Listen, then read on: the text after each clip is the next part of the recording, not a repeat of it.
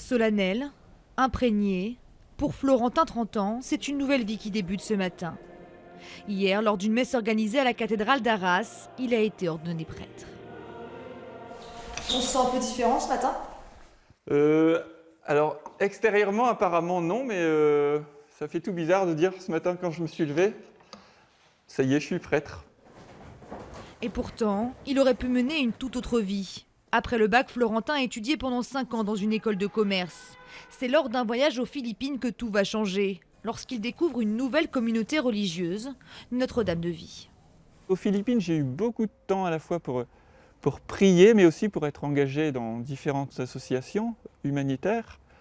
Et là, en rencontrant ces personnes de ma communauté, c'est comme si en fait, je me sentais en famille. J'étais à l'autre bout du monde, mais mystérieusement, je percevais que le Seigneur m'appelait là. Florentin de Quitte décide alors de consacrer sa vie à l'Église. Un choix engagé alors que le nombre de prêtres diminue chaque année. Par exemple, hier à la cathédrale, elle était bondée. Il y avait peut-être 1400, 1500 personnes. Et de voir qu'il y a vraiment une attente. Ils désirent vraiment des prêtres pour leur donner les sacrements, pour les accompagner. Et de voir que ce peuple est en attente, ça m'aide beaucoup, ça m'encourage. Laissant à d'autres leur fortune, ils croyaient leur maison éternelle. Et pour son premier jour, la tâche est rude. Ce soir, Florentin célébrera sa première messe à Œuf-en-Ternois, dans un lieu hautement symbolique. C'est beaucoup d'émotions, dans même pas 3 heures.